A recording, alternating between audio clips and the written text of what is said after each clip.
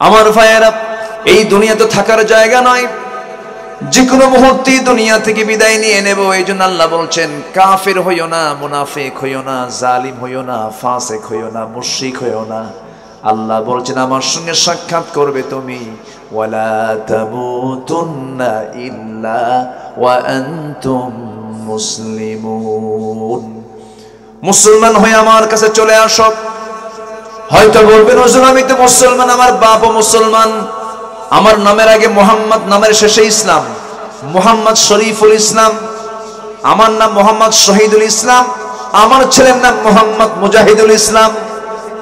সব ইসলাম তো ঠিক আছে, কিন্তু না না, আল্লাহকে জন্মসূত্রে মুসলমান দেখতে চান না, কাজে মুসলমান দেখতে চান। বলেন কিসে কিসে কিসে?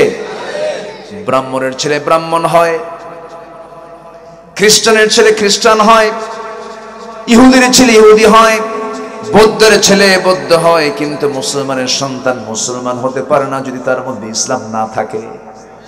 ইমামের ছেলে ইমাম হতে পারে না যদি তার মধ্যে ইমামতির যোগ্যতা না থাকে। এই জন্য মুসলমান বিষয়টা ভিন্ন, এটাও ভাবা যাবে না।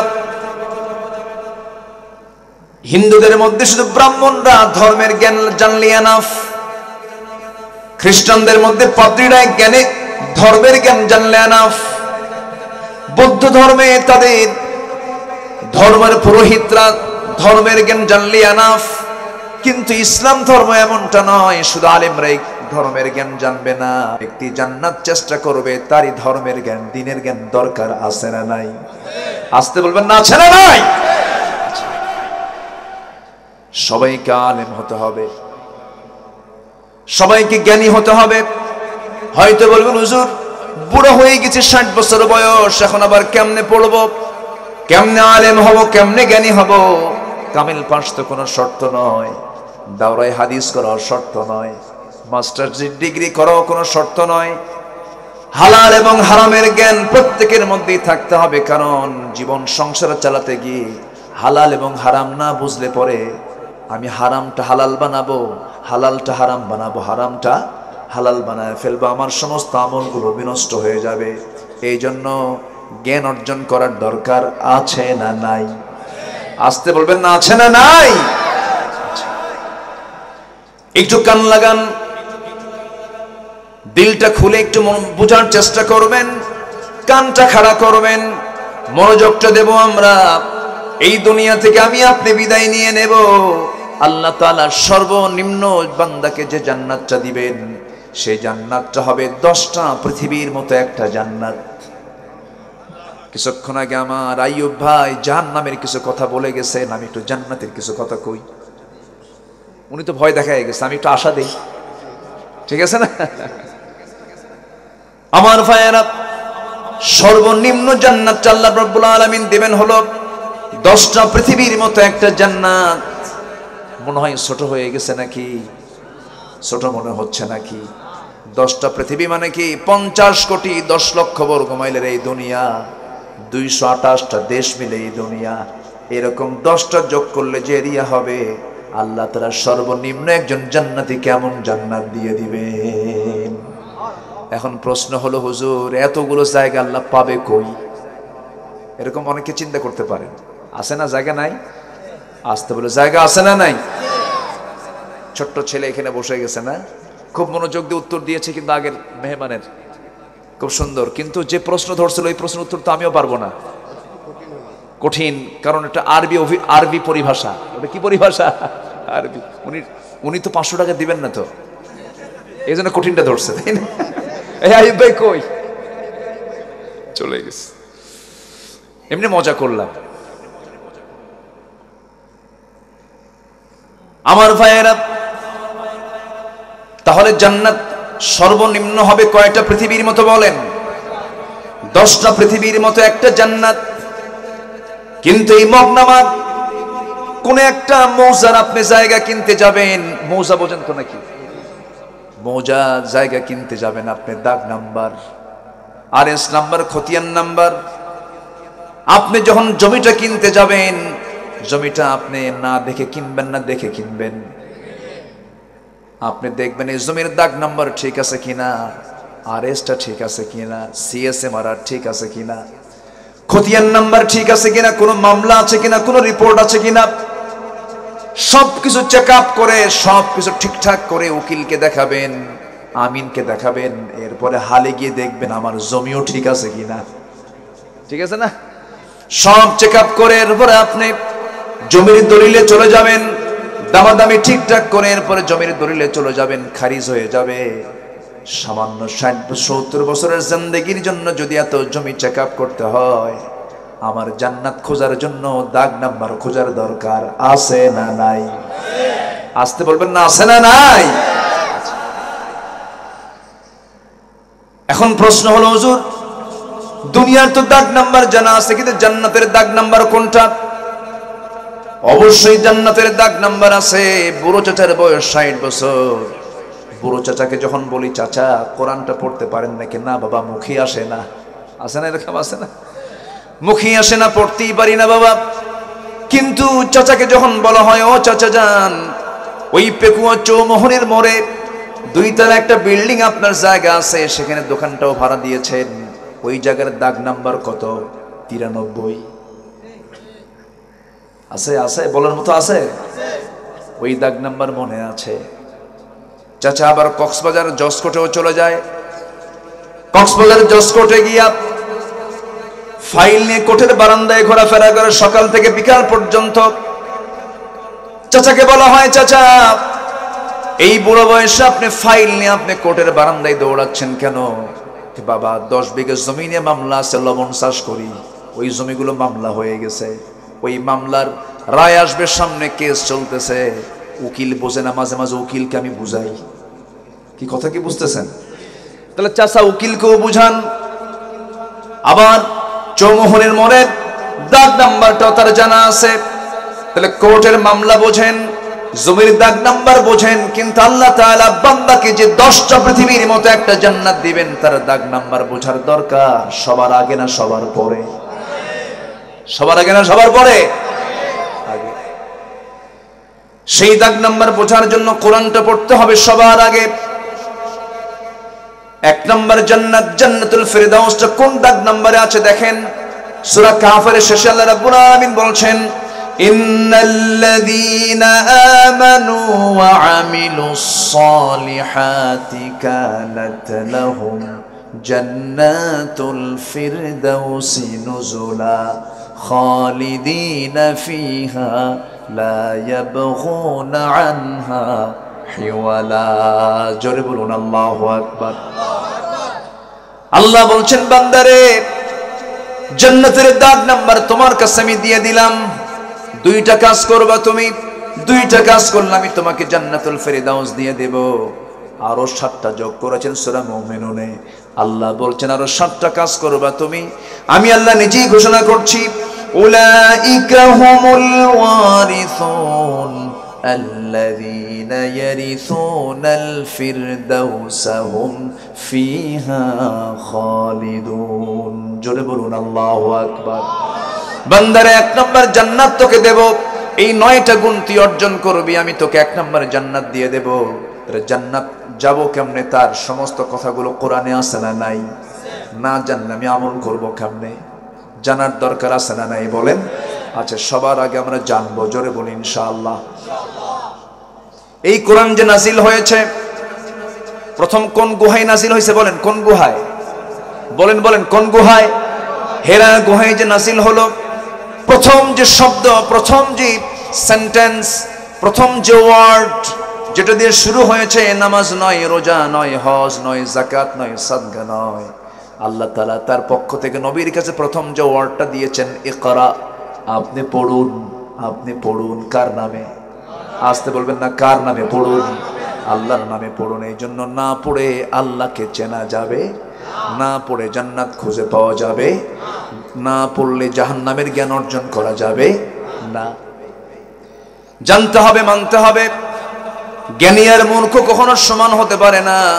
আল্লাহ নিজেই বলছেন, হাল ইয়াস্তাবিল আ'মা ওয়াল বাসীর, যে জানে আর যে জানে না কখনো সমান হতে পারে না। হয়তো অনেকে আফসোস করছেন, হুজুর আমাদেরকে কঠিন চিন্তায় ফেলে দিলেন, আমরা তো জানি নাই। কিচ্ছু না, আল্লাহ বলছেন, আল্লাযীনা জাহাদু ফিনা লানাহদিয়ান্নাহুম সুবুলানা, যে বান্দা আমার দিকে আসতে চায় আমি তার জন্য আমি ওই বান্দার জন্য পথকে সহজ করে দেই। জোরে কোন সুবহানাল্লাহ। আপনি এক হাত আগাবেন, আল্লাহ 10 হাত আসবেন। আপনি হেঁটে হেঁটে আসবেন, আল্লাহ দৌড়ে দৌড়ে আসবেন। আল্লাহু আকবার। একজন সাহাবী ছিলেন বেলাল। কে ছিলেন? বেলাল। তার ভাষা কিন্তু আরবি ছিল না। তার ভাষা কি ছিল? আরবি ছিল না, অন্য ভাষার মানুষ ছিলেন। জিহ্বায় সমস্যা ছিল, প্রবলেম ছিল, আরো অনারবি মানুষ ছিলেন তিনি, আফ্রিকান কালো কুসকুসে মানুষ। কিন্তু আল্লাহ এই লোকটাকে এত মর্যাদা দিয়েছেন, সম্মান দিয়েছেন। কেন দিয়েছেন? চেষ্টা করেছেন, মুজাহাদা করেছেন। নবী হলেন ইমাম, বেলাল হচ্ছেন মুয়াজ্জিন। জোরে কোন সুবহানাল্লাহ। জানতে হবে, আমরা জানবো। জোরে বলি ইনশাআল্লাহ। একটু উদাহরণ মনে পড়লো, বলি। কষ্ট পাচ্ছেন না তো? আমার কথা বোঝেন তো নাকি? আমি খুব চিন্তায় থাকি কক্সবাজার আসলে যে আমার কথা বোঝে কিনা। আমি তো তাদের কথা সব বুঝি না, তবে আপনারা যখন গালি দেন তখন টের পাই। খুব ভালো আপনারা, বলি আলহামদুলিল্লাহ। এক মূর্খ আর জ্ঞানী দুজন পাশাপাশি বসে আছে। বসে থেকে তাদের ইশারায় বাহাস শুরু হয়ে গেছে। ইশারায় কোনো কথা হবে না, কিন্তু শুধু ইশারায় বাহাস, তর্ক বিতর্ক। তো জ্ঞানী লোকটা মূর্খের সামনে একটা আঙ্গুল উঁচু করছে, একটা আঙ্গুল খাড়া করছে। মূর্খ লোকটা তা দেখে দুটো আঙ্গুল খাড়া করছে। শিক্ষিত জ্ঞানী লোকটা মূর্খকে দেখে 5টা আঙ্গুল উঁচু করেছেন। মূর্খ লোকটা সঙ্গে সঙ্গে মুষ্টি পাকায়া শিক্ষিতের জ্ঞানীর নাকের ডগায় নিয়ে আসছে। আচ্ছা, এরপরে শিক্ষিত লোকটা তার ব্যাগ থেকে একটা ডিম বের করে সামনে প্রেজেন্ট করেছেন। মূর্খ লোকটা তার ব্যাগ থেকে একটা পেঁয়াজ বের করে সামনে রাখছে। শিক্ষিতকে বলা হলো, আপনি যে তার সঙ্গে বাহাস করলেন, তো আপনি কি বুঝলেন লোকটা কেমন? শিক্ষিত বলে, আমি আর কি শিক্ষিত, ও তো আমার চেয়ে বেশি শিক্ষিত, আমার চেয়েও জ্ঞানী। কেন? আমি একটা আঙ্গুল উঁচু করে বুঝালাম ইলাহা মাত্র এক, লা ইলাহা ইল্লাল্লাহ। সে দুটো আঙ্গুল বের করে সে বুঝায় দিল ইলাহা কখনো 2 হবে না। সে আমার ইলাহা যে একজন, সে উত্তরটাকে তার 2 আঙ্গুল উঁচু করে আমার উত্তরটাকে, আমার ঘোষণাকে সে মজবুত করে দিয়েছে। ইলাহা মাত্র কয়জন? একজন। আমি যখন 5টা আঙ্গুল উঁচু করে বুঝালাম বুনিয়াল ইসলাম আলা খামসিন, ইসলামের বেনা হলো 5টা। ইসলামের বেনা কয়টা? 5টা। কালিমা, নামাজ, যাকাত, হজ, রোজা। কয়টা? 5টা। আমি এটা বুঝালাম, সে তৎক্ষণাৎ হাতের মুষ্টি পাকায় নাকের ডগায় নিয়ে এসে বুঝালো, শোনো, ইসলামের বেনা 5টাই, যদি 5টার বাইরে যদি কেউ 6টা বলে, ঘুষি মেরে নাক সোজা করে দেওয়া হবে। সে আমার উত্তরটাকে মজবুত করে দিয়েছে। আমি যখন আমার ব্যাগ থেকে ডিম বের করে রাখলাম, আমি বুঝালাম পৃথিবীটা ডিমের মতো গোলাকার। সে ব্যাগ থেকে পেঁয়াজ বের করে বুঝালো, শুধু পৃথিবী ডিমের মতোই গোলাকার নয়, এই পৃথিবীটাকে আল্লাহ তাআলা 7টা স্তরে, পেজের মতো করে স্তরে স্তরে 7টা আসমান জমিন তিনি সৃষ্টি করেছেন। এটা হলো জ্ঞানীর ধারণা। এখন মূর্খকে বলা হলো, তুই কি বুঝলি কর। মূর্খ বলতেছে, বুঝলাম এটাই, সে যখন আমার সামনে এক নখ উঁচু করেছে, ভাবছি সে আমার 1 চোখ কানা করবে। ভাবলাম তুই আমার 1 চোখ কানা করবি, আমি তোর 2 চোখে কানা করবি। 2 নখ উঁচু করছে। সে যখন আমার সামনে 5টা আঙ্গুল উঁচু করেছে, ভাবলাম সে আমাকে চপটাঘাত করবে, থাপ্পড় মারবে। ঠিক আছে, আমি থাপ্পড় খায় তো অন্তত বাঁচবো। আমি হাতের মুষ্টি পাকায় বুঝাই দিলাম, তুই তো আমার থাপ্পড় মারবি, আমি ঘুষি মেরে তোর নাকে আউট করে দেব। এটা হলো মূর্খের চিন্তা। এরপরে সে যখন আমার সামনে যখন ডিমটা রাখলো, আমার কাছে অপমান বোধ হলো। আমার কাছে এটা একটা অপমানজনক বিষয় মনে হলো। আমাকে ডিম দেখালো, আমি আমার ব্যাগ থেকে পেঁয়াজ বের করে বুঝাই দিলাম, তোর ওই ডিমটার এই পেঁয়াজ দিয়ে ভাইজে বুঝে খায় শেষ করে ফেলবো। আমার এই উদাহরণটা দেওয়ার উদ্দেশ্য হলো, জ্ঞানীর চেতনা আর মূর্খের চেতনা কি এক হতে পারে? আসতে বলবেন না, পারে? আমাদের সবার বাপ কে বলেন তো? বলেন কে? এই বাপ যিনি আমাদের বাপ, উনি কি অশিক্ষিত না শিক্ষিত? মূর্খ না জ্ঞানী? বলেন বলেন বলেন। কিতাব ছাড়া না কিতাবওয়ালা? তাহলে আমরা তার সন্তান হয়ে কি মূর্খ থাকবো? এটা কি বাপের সম্মান থাকে? আস্তে কর। অনেক অনেক বাবার সম্মান রক্ষা কর বলে না, বলে কিনা বলেন? তাহলে আমরা আমার বাপকে পেয়েছি অশিক্ষিত না শিক্ষিত? শিক্ষিত। আমরা শিক্ষিত পিতার সন্তান। প্রথম মানুষ প্রথম জ্ঞানী, প্রথম মানুষ প্রথম বিজ্ঞানী, প্রথম মানুষ সচেতন, প্রথম মানুষ নবী। আল্লাহু আকবার। তার সন্তান হলাম আমরা। জ্ঞান অর্জন না করলে হবে না, আমরা শিখবো আগে কোরআন। জোরে বলি ইনশাআল্লাহ, আরো জোরে বলি ইনশাআল্লাহ। কিন্তু এই শিক্ষার অভাবে আজকে কি হচ্ছে দেখেন না, মানুষ নাকি আগে বানর ছিল। আমি নিজে বই দেখেছি, ক্লাস 6 এর বই, সেদিন খুলে দেখলাম লেখা আছে মানুষ নাকি আগে বানর ছিল। ডারউইনের বিবর্তনবাদ এখানে ঢোকানো হয়েছে। ডারউইন একজন ইহুদি। কি ইহুদি? ইহুদিদের কাছ থেকে আমাদের জ্ঞান নেওয়ার দরকার আছে? কোরআন আছে না নাই? আসতে বলবেন না, আছে না নাই? আচ্ছা, কোরআনে কি এরকম কোন তথ্য আছে যে মানুষ আগে বানর ছিল? বানর তো জাতি আলাদা। আল্লাহ তাআলা মানুষকে কত সম্মান দিয়েছেন, সেই সম্মানকে কিভাবে বিকৃত করে উপস্থাপন করা হয়েছে। বানরের বংশধরদের কাছ থেকে আদম সন্তানদের শিক্ষা নেবার কিচ্ছু নাই, ঠিক কিনা? যারা বলে আগে বানর ছিল, ওরা বানর থেকে আসছে। আল্লাহ তোদেরকে গালি দিয়েছেন, ওরা তো চতুষ্পদ জন্তু। ওরা এরকম গালি কোরআনে আছে না নাই? গালি কে দিয়েছেন? কে দিয়েছেন? আল্লাহ দিয়েছেন। আল্লাহ কিন্তু গালি কম দেন নাই। আল্লাহ এই সমস্ত অজ্ঞমূর্খদের কম গালি দেন নাই। এক জায়গায় বলছেন, যারা পারেন সঙ্গে পড়ুন, ওয়ালাকাদ যারানা লিজাহান্নামা কাসীরাম মিনাল জিন্নি ওয়াল ইনসি লাহুম কুলুবুন লা ইয়াফকাহুনা বিহা ওয়া লাহুম আ'য়ুনুন লা ইউবসিরুনা বিহা ওয়া লাহুম আযানুন লা ইয়াসমাউনা বিহা উলাইকা কাল আনআমি বাল হুম আযাল উলাইকা হুমুল গাফিলুন। জোরে বলুন আল্লাহু আকবার। যাদের চোখ আছে দেখে না, কান আছে শোনে না, অন্তর আছে বুঝে না, কিন্তু সবার তো চোখও আছে কানও আছে, কিন্তু শোনে যেটা ভালো শোনে না, খারাপ শোনে। খারাপ শুনে দেখবেন কিছু কিছু উঠতি বয়সের ছেলে পেলে আছে, রাস্তায় হাঁটে ইয়ারফোন কানের মধ্যে ঢুকায় দিয়া, আছে না? ইয়ারফোন কানের মধ্যে ঢুকায় দিয়ে হাঁটে, বানরের মতো হাঁটে, আছে না নাই? নাচানাচি করে, পিছন দিয়ে হর্ন দিবেন তাও নড়ে না, কারণ কানের মধ্যে ইয়ারফোন ঢুকায় রাখছে। ভালো কিছু শোনে না, ভালো কিছু চিন্তা করে না, ভালো কিছু দেখে না। আল্লাহ তাআলা বলছেন, আমি আল্লাহ এদেরকে ঘোষণা দিলাম এরা হলো চতুষ্পদ জন্তু। উলাইকা কাল আনআম বাল হুম আযাল, এর চেয়েও জঘন্য। তাহলে ওদের কথার সঙ্গে ওদের তথ্যের মিল আছে না নাই? মিল আছে না নাই? মিল আছে। আমার ভাইয়েরা, আমার বন্ধুগণ, এই দুনিয়াতে আল্লাহ তাআলা প্রথম মানুষ যে পাঠিয়েছেন, নবী করে পাঠিয়েছেন। আমরা সবাই নবীর সন্তান। কার সন্তান বলেন? নবীর সন্তান। পীরের সন্তান বলে তুমি অহংকার করার কিছুই নাই। অনেকে পীরের ছেলে হলে একটু প্রাউড করে, আছে না?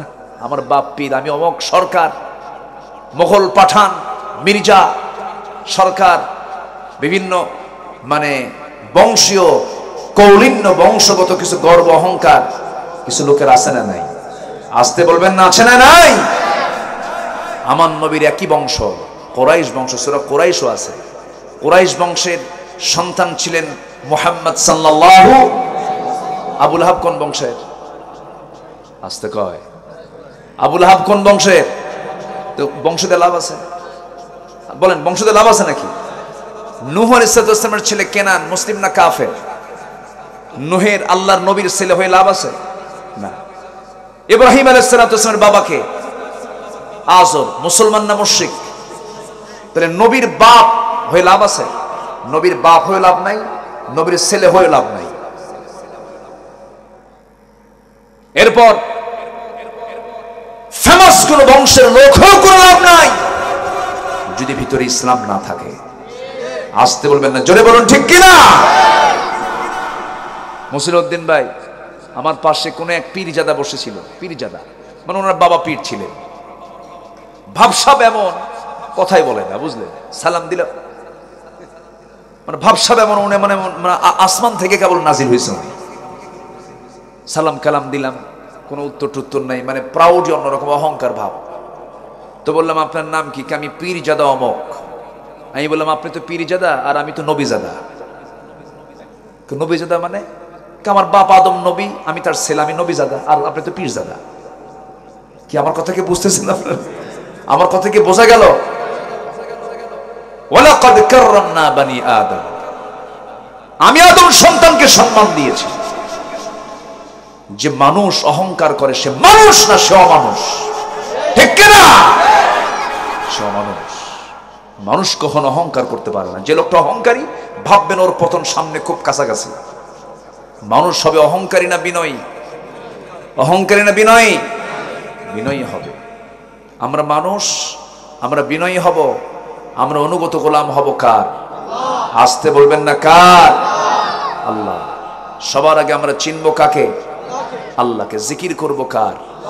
মুনাফিক হওয়া যাবে, মানুষ হতে হবে।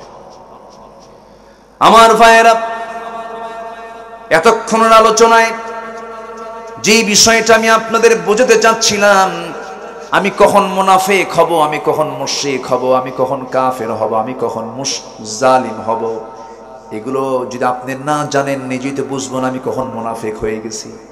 এই জন্য জ্ঞানের দরকার আছে না নাই? আছে। আমার ভাইয়েরা, আল্লাহ রাব্বুল আলামিন সূরা মুনাফিকুনের শেষ আয়াত, শেষ 3টা আয়াতের ভিতরে আল্লাহ রাব্বুল আলামিন বান্দাকে জানিয়ে দিচ্ছেন মুনাফিকদের কিছু স্বভাব আমি তোমাদেরকে জানিয়ে দিচ্ছি। মুনাফিকদের মতো তোমরা হইও না, ওই সমস্ত লোভে পড়ে যেও না, সম্পদের দিকে তাকায়া সন্তানদের মায়া জালে পড়ে, পরিবারের মায়া জালে পড়ে যেন আমার জিকির থেকে তুমি যেন গাফিল না হও, যে আচরণটা মুনাফিকরা করে। আল্লাহ বলছেন, ইয়া আইয়ুহাল্লাযীনা আমানু লা তুলহিকুম আমওয়ালুকুম ওয়ালা আওলাদুকুম আন যিকরিল্লাহ ওয়া মান ইয়াফআল যালিকা ফাউলাইকা হুমুল খাসিরুন। জোরে বলুন আল্লাহু আকবার। ও ঈমানদারেরা, তোমরা তোমাদের জীবনকে ধ্বংস করে দিও না, তোমাদের সন্তান, তোমাদের সম্পদ যেন আল্লাহর জিকির থেকে তোমাদেরকে উদাসীন না করে রাখে। আমার দেশে এমন লোক আছে, হাজার হাজার কোটি টাকার মালিক, যা 10 বছর আগেও তার কিছু ছিল না। জনগণের টাকাগুলো লোপাট করে আপনি যে হাজার হাজার কোটি টাকার মালিক হলেন, আপনার সন্তানদেরকে রেখে গেলেন। আপনি কত বোকা নিজেও ভাবেন নাই। আপনি জুলুম করে এই সমস্ত অন্যায় করে অর্থগুলো আপনি কামাই করে সন্তানের জন্য রেখে গেলেন। সন্তান ভোগ করবে, আপনি জাহান্নাম ভোগ করবেন। আপনি কি ভোগ করবেন? জাহান্নাম ভোগ করবেন। লস করার কি দরকার? ভোগ করবে সন্তান, আযাব পাবেন আপনি। না না, আল্লাহ বলছেন সন্তানদের মায়ায়, সম্পদের মায়ায় তুমি তোমার আল্লাহর জিকির থেকে নিজেকে উদাসীন করো না। আজান হওয়া মাত্রই তোমার কাজ হবে, সবার আগে তুমি কোথায় হাজির হবে? আসতে বলবেন না কোথায় হাজির হবে? নামাজ পড়বো আমরা কয় ওয়াক্ত? আসতে বলবেন না কয় ওয়াক্ত নামাজ? একা না জামাতে? মনোযোগে না মনোযোগে? বুঝে না না বুঝে? জেনে না না জেনে? সময় নাও সময়ে সুন্দর করে আমরা নামাজ পড়বো। জোরে বলি ইনশাআল্লাহ। প্রথম আয়াতে আল্লাহ তাআলা জিকিরের কথা বলেছেন। জিকিরের যত জিকিরের ভাষা, জিকিরের যত অর্থ আছে, এর মধ্যে সবচেয়ে শ্রেষ্ঠ অর্থ হলো জিকির মানে নামাজ। জিকির মানে কি? নামাজ। অনেকদিন আগে এক মাহফিলে আমাকে এক বুড়ো চাচা বলতেছে, হুজুর আমি 3 নম্বরে যাব। কোথায়? বিড়ি খাবো। এরকম লোকও কিন্তু আছে, বিড়ি খাওয়া লোক আছে না নাই? আচ্ছা না, আমি এলাকায় আসলে আমার একটা বিষয় সবচেয়ে ভালো লাগে, সেটা হলো মাহফিল থেকে লোক ওঠা বসা করে না। আলহামদুলিল্লাহ, যারা গোটা দেশে মাহফিলে কথা বলেন তারা টের পান। এই অঞ্চলের একটা বৈশিষ্ট্য হলো শ্রোতারা হচ্ছে ফার্স্ট ক্লাস শ্রোতা। আলহামদুলিল্লাহ, কোন নড়াচড়া নাই, খুব সুন্দরভাবে সবাই বসে থাকেন। এটা একটা ভালো দিক। আলহামদুলিল্লাহ বলেন। তাহলে জিকির মানে কি বলেন তো? 1 নাম্বার জন্য জিকির মানে কি? নামাজ। নামাজ পড়তে যদি না ভালো লাগে, মাহফিলের মাজলিসে বসতে যদি না ভালো লাগে, কোরআন তেলাওয়াত করতে যদি মজা না পাওয়া যায়, শেষ রাতে উঠে যদি সেজদায় যদি তৃপ্তি না পাওয়া যায়, এরপরে দোয়ায় যদি চোখে পানি না আসে, ভাবতে হবে আমার ভিতরে বড় ধরনের শয়তানি ঢুকে গেছে, শয়তান ওয়াসওয়াসা দিচ্ছে। এই জন্য নফসের ট্রিটমেন্টটা করতে হবে। এই যে মাহফিল গুলো, আবার অনেকে দেখবেন বলবে মাহফিল করে লাভ কি? দেখছেন ও আবার লাভ খোঁজে। মাহফিল করে লাভ আছে না নাই বলেন? আসতে বলবেন না, আছে না নাই? ওরা ব্যাখ্যায় বলে মাহফিল করে লাভ কি? মাহফিল শোনা মানুষ তো ভালো হয় না, গান শোনা ভালো হয়। হ্যাঁ, এই সমস্ত কথাগুলো আবু জেহেলদের কথা। আমি তো মনে করি প্রত্যেকটা পাড়ায় পাড়ায় গ্রামে গ্রামে মাহফিল হওয়া দরকার, ঠিক কিনা? যুব সমাজ আজকে শেষ হয়ে যাচ্ছে। গতকালকে আমার একটা আলোচনার সাবজেক্ট ছিল কোরআন এবং হাদিসের আলোকে যুব সমাজের চরিত্র গঠন। 10টা পয়েন্টের উপরে কথা বলেছি আমি। আজকে মুরব্বী একটা ইঙ্গিত দিয়েছেন, মোবাইলে কি খেলে? জুয়া খেলে। হ্যাঁ বলছেন না উনি? বলছেন না? হ্যাঁ বলছেন। আমি ওনার সব কথাই কোট করছি তো, আজকে ওয়াজি উনি বের করে দিছে আমারে। আজকের মাহফিলে যুবকরা বেশি, কিন্তু যুবকরা বেশি না? আজকে মাহফিলে যুবকরাই বেশি, বলি আলহামদুলিল্লাহ। যুবকরা তোমরা যদি ভালো হয়ে যাও, সমাজ ভালো হয়ে যাবে। তোমরা যদি খারাপ হয়ে যাও, সমাজটা খারাপ হয়ে যাবে। তুমি যদি ঘুরে দাঁড়াও, দেশ ঘুরে দাঁড়াবে। আর তুমি যদি ধ্বংস হয়ে যাও, দেশটা ধ্বংস হয়ে যাবে। এই দেশ কিন্তু ধ্বংসের ষড়যন্ত্র চলছে, কারণ মায়ানমার থেকে আসতেছে ইয়াবা, আর প্রতিবেশী ভারত থেকে আসতেছে হলো ফেন্সিডিল বাবা। বুঝেন নাই? কি সুন্দর প্রতিবেশী আমাদের, কি সুন্দর হিজরত করে পাঠায় দেয় এগুলো না। এদিক দিয়ে ইয়াবা পাঠায়, ওদিক দিয়ে ফেন্সিডিল পাঠায়, খাও। এগুলো বন্ধ করতে কোনো সময় লাগতো না, শুধুমাত্র যদি সব নেতৃত্ব সমাজে যদি চালু থাকতো, ঠিক কিনা? ইয়াবা সাপ্লাই দেয় কারা? কাদের মদত পুষ্ট হয়ে এই সমস্ত কাজগুলো চলছে? আকলমন্দ ইশারা বাসাত, সচেতন ব্যক্তির জন্য ইঙ্গিতটাই যথেষ্ট। দেশের যুব সমাজ আজকে ধ্বংসের দিকে ঠেলে দেওয়ার পেছনে নেতৃত্বের দায় আছে না নাই? আসতে বলবেন না, আছে না নাই? ঐশীকে ফাঁসি দিয়েছে, ঐশী পুলিশ ইন্সপেক্টরের মেয়ে। ইতিহাসটা জানা আছে কিনা আপনাদের মনে আছে তো? পুলিশ ইন্সপেক্টরের মেয়ে ইয়াবা খায়, বাপকে বলছে ইয়াবার টাকা দে, টাকা দেয় নাই। তরকারি রান্না করার বটি দিয়ে এক রাতে বাপকেও মারছে, মাকেও মারছে। ফলাফল কি হলো? কোর্ট রায় দিল ঐশীকে ফাঁসি দিয়ে দেবে। ঐশীকে ফাঁসি দিয়েছে ভালো কথা, ঐশীর হাতে যারা নেশা তুলে দিয়েছে তাদেরও তো শাস্তি হওয়া দরকার ছিল। আজকে যুব সমাজ শেষ হয়ে গেল। কি ফুটন্ত গোলাপ যুবকরা! একটা পরিবার ধ্বংসের জন্য একটা ছেলে যদি, একটা পরিবারের একটা ছেলে যদি মদ খায়, নেশা করে, পরিবার শেষ। আজকে সব ইজি করে দিয়েছে সব। যুবকরা কোনো নেশার দিকে যাবা না। দুটো নেশা থেকে নিজেকে পরহেজ রাখবে। একটা হলো ড্রিঙ্কিং, যেটা যেটা তোমার নেশা, মাদক দ্রব্য। আরেকটা হচ্ছে নারীর ছলনা থেকে বাঁচতে হবে, জেনা থেকে বাঁচতে হবে।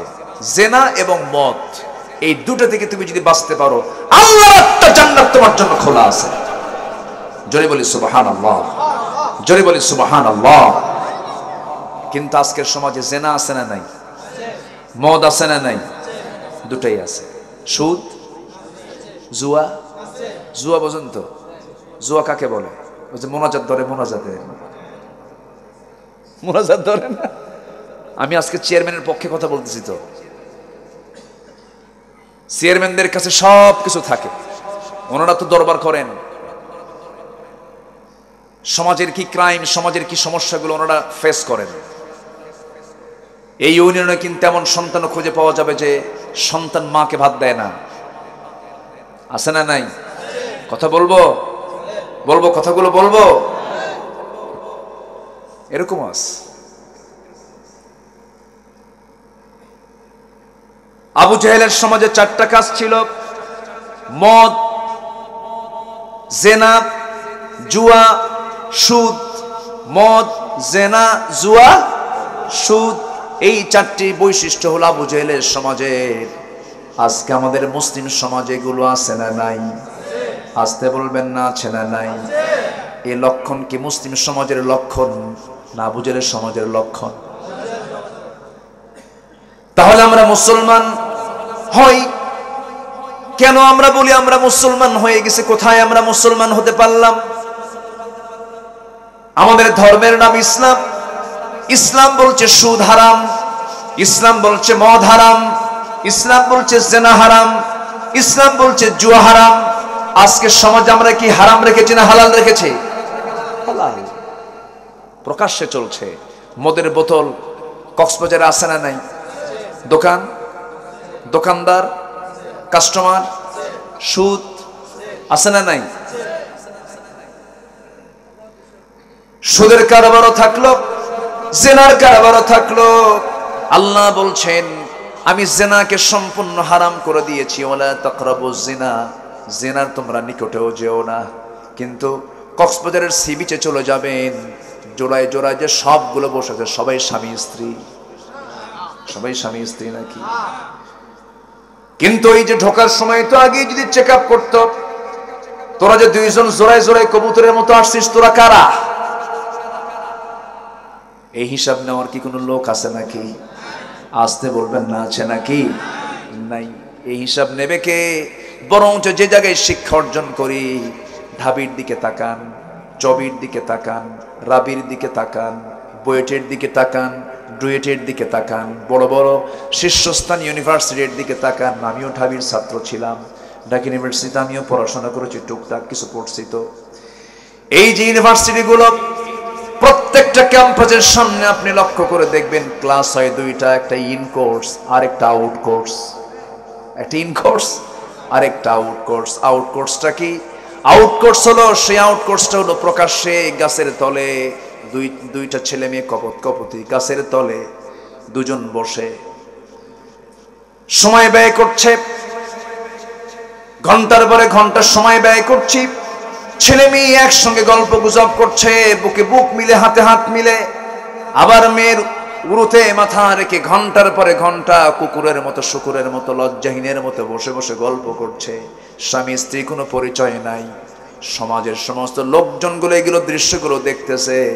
শিক্ষকও দেখে দেখে যায়, আবার বলে ভালো কইরা করো, আমরাও করে আসছি। আছে না নাই? এই জন্য মাঝে মাঝে লক্ষ্য করি, দেখি মাঝে মাঝে লক্ষ্য করলে দেখা যায় রাজশাহীতে কোন শিক্ষককে ছাত্ররা হাত পা বাইন্দা নদীতে পুকুরের মধ্যে সুবান দিছে। শোনেন নাই আপনারা? শোনেন নাই? এগুলো শোনেন নাই? কেন হচ্ছে এগুলো? এর মূল কারণ হলো শিক্ষা প্রতিষ্ঠান গড়ে উঠেছে, কিন্তু নৈতিক শিক্ষার চরম অভাব। নৈতিক শিক্ষার অভাবের কারণে আজকে সমাজের এই চিত্র দেখা দিচ্ছে। এই জন্য সকল শিক্ষার ভিতরে দ্বীনি শিক্ষা ঢুকানোর দরকার আছে না নাই? আসতে বলবেন না আছে না নাই? আজ থেকে 10 বছর আগে শিক্ষার যে হার ছিল, এখন শিক্ষার হার বেড়েছে না কমেছে? বলেন। বাড়ছে। শিক্ষার হার বাড়ছে না? 10 বছর আগে যা ছিল তার চেয়ে শিক্ষার হার কমেছে না বেড়েছে? কিন্তু বাপ মার প্রতি যে সেবা, সেই সেবার হারটা বেড়েছে না কমেছে? তাহলে কেন হলো এটা? শিক্ষার হার তো ঠিকই বাড়লো, বাপ মার তো খেদমতের হার তো বাড়ার কথা, বরঞ্চ তা না বেড়ে বরঞ্চ তারও কমে গেল কেন? এর মধ্যে অবশ্যই একটা শিক্ষার চরম ঘাটতি। সেই শিক্ষা হলো দ্বীনি শিক্ষা। দ্বীনি শিক্ষার দরকার আছে না নাই? কিন্তু একটা মহল, একটা বুদ্ধিজীবী মহল, তারা এই দেশের দ্বীনি শিক্ষা তারা দেখতেই চায় না, সহ্য করতে পারে না। কারণ দ্বীনি শিক্ষা পেলে তো তারা 2 নাম্বারই করতে পারবে না। এই দেশের মানুষ দিনটা পরিপূর্ণ জানলে পরে, অধিকাংশ দিনমুখী হলে পরে তাদের চুরি বন্ধ হবে না, চুরি বন্ধ হয়ে যাবে, জিনা বন্ধ হয়ে যাবে, আকাম কুকাম গুলো বন্ধ হয়ে যাবে। এই জন্য একটা পক্ষ চায় এই জমিনে আল্লাহর দ্বীনের শিক্ষাটা না থাকুক। আছে না নাই? আসতে বলবেন না আছে না নাই? এই জন্যই তো বামনের থিওরি ঢুকায় দিছে, ডারউইনের থিওরিটা ঢুকায় দিয়েছে। সম্মানিত ভাইয়েরা, তাসলিমা রাষ্ট্রের মতো মানুষকে এদেশের কিছু মানুষ সাপোর্ট করে। তাসলিমা কয়েকদিন আগে স্ট্যাটাসে লিখেছে, সে নিজে লিখেছে, আমি দেখেছি, সে বলেছে তোমাদের মোহাম্মদ তো পচে গলে মাটিতে একাকার হয়ে গেছে, তাও কিছু সাগরিদ আমার দেশে আছে। এই ব্লক, এই নাস্তিক্য চেতনার এই গ্রুপটাকে ইমানদার যারা, তারা সহ্য করতে পারে না। আসতে বলবেন না, জোরে বলুন ঠিক কিনা? সব সহ্য করব আমরা। আল্লাহকে নিয়ে, রসুলকে নিয়ে, ইসলামকে নিয়ে, কোরআনকে নিয়ে, দিনকে নিয়ে যদি কোনো কথা বলো, বাপ হলেও আমরা ছাড়বো না। ওই সমস্ত বাতিলদের মোকাবেলা করার দরকার আছে না নয়? রাজি আছেন কারা কারা? হাত উঁচু করে দেখেন মুসলমান।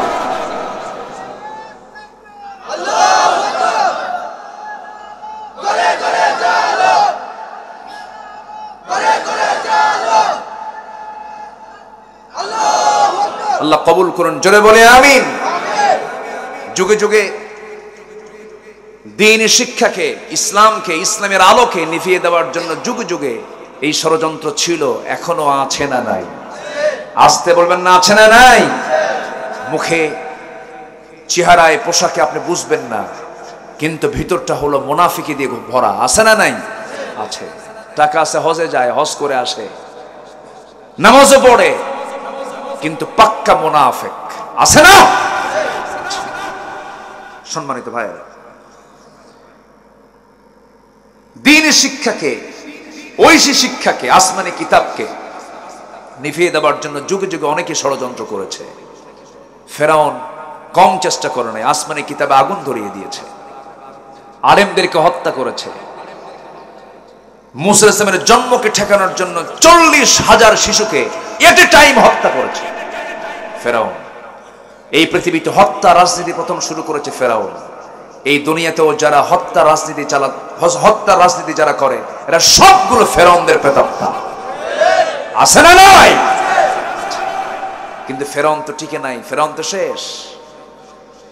এখন একটা ফেরাউন পড়ে আছে, কিন্তু তাজা না মরা? মরা না তাজা? তরু তাজা না শুটকি? শুটকি করে কে রেখেছেন? নিজের চোখে দেখেছি আমি। মিস্টার ফেরাউন, কি দাপট, কি প্রভাব! সে বলেছিল আনা রব্বুকুমুল আলা, আমি সবচাইতে বড় রব। যেরকম নাউযুবিল্লাহ। রব মানে সে বুঝায় নাই যে আমি মানুষ বানাইছি, আমি আকাশ বানাইছি, তা না।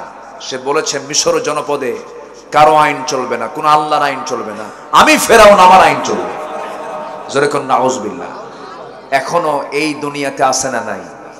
আল্লাহর আইন চলবে না, আমার আইন চলবে, আমার বাপের আইন চলবে, আমার দাদার আইন চলবে। আছে না নাই? তফাৎ আছে কিছু? কোন তফাৎ আছে ফেরাউনের কথার সাথে? কোনো তফাৎ নাই। মুসাকে মারার জন্য কত প্ল্যান! সূরা কাসাস পড়েন, মনে পড়লো একটু বলি। মুসা আলাইহিস সালাতু ওয়াস সালামকে আল্লাহ তাআলা দুনিয়াতে পাঠাবেন। মুসা তার মার পেটের ভিতরে, আসেই নাই সন্তান। এদিকে ফেরাউন ফরমান জারি করলো, জ্যোতির্বিদদের কাছ থেকে শুনলো যে আল্লাহর পয়গম্বর মুসার জন্ম হচ্ছে। পাইকারে দরে সন্তান হয়, যেটা ছেলে সেটাই মারে। ইউসাব্বিহুনা আবনাআকুম ওয়া ইস্তাহয়ুনা নিসাআকুম।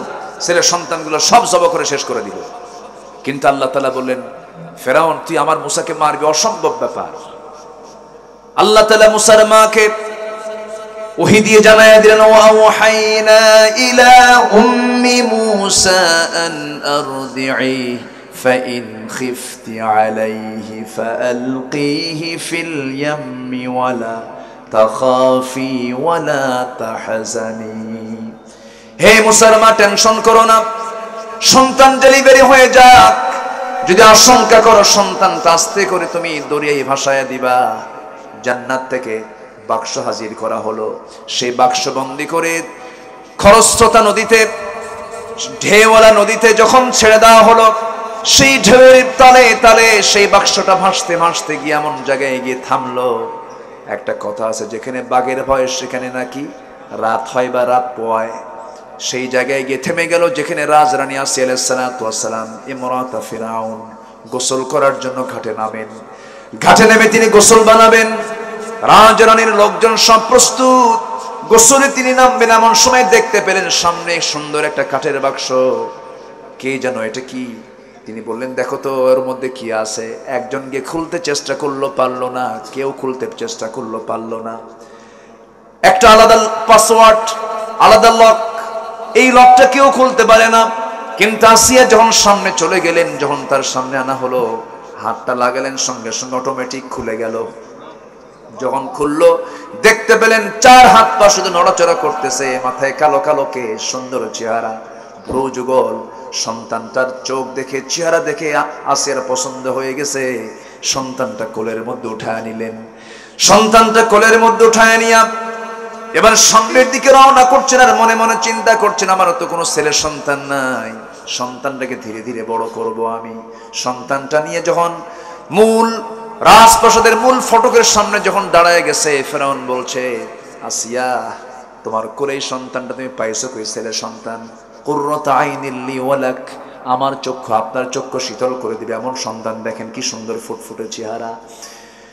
ফেরাউন বলছে, আসিয়া শোনো, 40,000 শিশুকে আমি হত্যা করেছি, কোন ছেলে সন্তান আমি তাজা রাখি নাই। এই সন্তানটা তুমি কই পাইছো? আমার তো সন্দেহ লাগতেছে। আসিয়া বলছেন, আমার স্বামী গো, আপনি কি মনে করছেন এই সন্তানটা আমি কুড়ায় পেলাম নদীর ভিতরে? এই সন্তান আমি আপনাকে মারতে দেব না। এই সন্তান কখনো মুসা হবে না। এই সন্তানটা আমার কথা আপনার ভাষা শিখবে, এই রাজপ্রাসাদে বড় হয়ে উঠবে। কোনো টেনশন নাই, কোনো চিন্তা আপনি করবেন না। হাজার কিছু হলেও কিন্তু আমি সন্তানকে মারতে দেব না। নেতা যত বড়ই হোক না কেন, বইয়ের কাছে কায়েদ। বইয়ের কাছে কি কায়েদ? চেয়ারম্যান যত বড়ই হোক না, বড় চেয়ারম্যান, বইয়ের কাছে চেয়ারম্যান গিরি খাটে না, ঠিক আছে না? হুজুর যত বড়ই হোক না কেন, বইয়ের সামনে গিয়ে আপনি হুজুরগিরি দেখাবেন, বলবে তুমি কত বড় হুজুর আমার জানা আছে তো, ঠিক আছে না? ফেরাউন বলছে, আসিয়া ঠিক আছে, তুমি যখন চয়েস করেছো সন্তানটাকে, ঠিক আছে, সন্তান তুমি লালন পালন করো। সন্তানটা বা রাজ দরবারে স্থান পেয়ে গেছেন। কোন নবী বলেন? কোন নবী? মূসা আলাইহিস সালাতু ওয়াস সালাম। ঘরের মধ্যে ঢুকে গেলেন। আসিয়া আলাইহিস সালাতু ওয়াস সালাম ধাত্রী নিয়োগ করলেন, কোন মহিলার স্তনমুখী নেয় না। আল্লাহ তাআলা সঙ্গে সঙ্গে ওই যেই দরিয়াতে ভাসিয়ে দেওয়া হয়েছে, সেই নদীর কুল ঘেঁষে ঘেঁষে মূসা আলাইহিস সালাম এর খালাম্মা ওই কি বলে কাঠের বাক্স দেখতে দেখতে তিনি টের পেলেন কোথায় গিয়ে থামলো। তিনি সেখানে চলে আসলেন। এসে রাজদরবারের রাজরানী আসিয়ার সামনে দাঁড়ায় বলছেন, ওই বাচ্চাটার অবস্থা কি? এই মহিলা, এই সন্তান তো কোনো মহিলার স্তন মুখে নেয় না।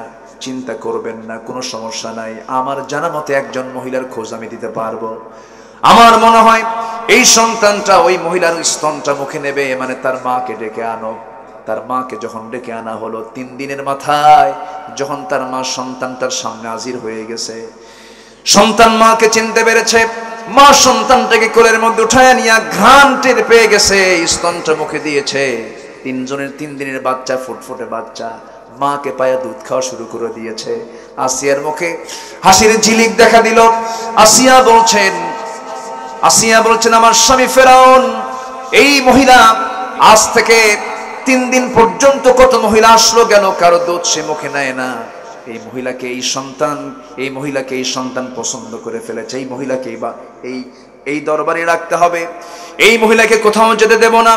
আসিয়া নিজেই প্রস্তাব দিলেন, মহিলা শোনো, তোমার কত বেতন লাগবে কোনো প্রবলেম নাই। এই দরবারে যত কর্মকর্তা কর্মচারী বেতন বহন করে সবচেয়ে বেশি বেতন তোমার জন্য বরাদ্দ হলো।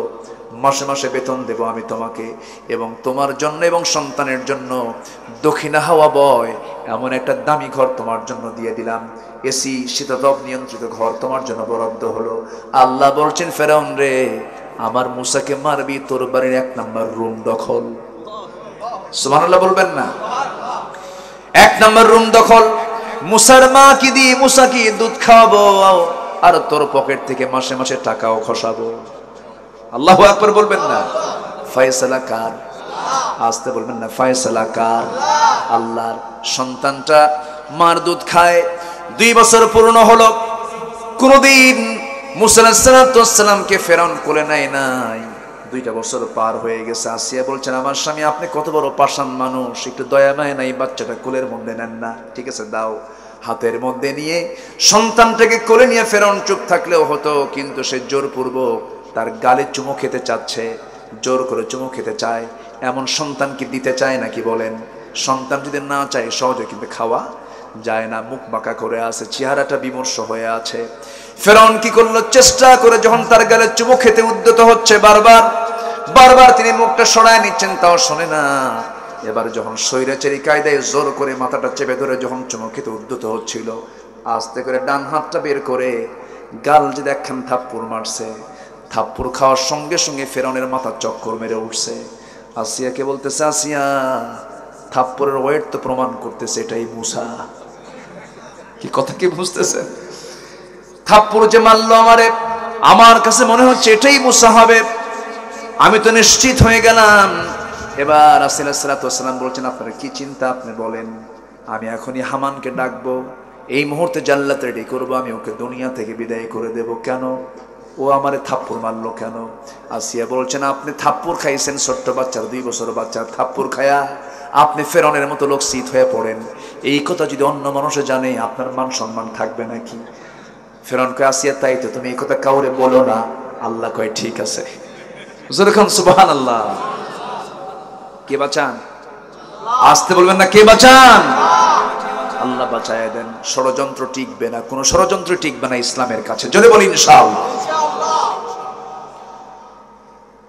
বয়স 10 বছর হয়ে গেল।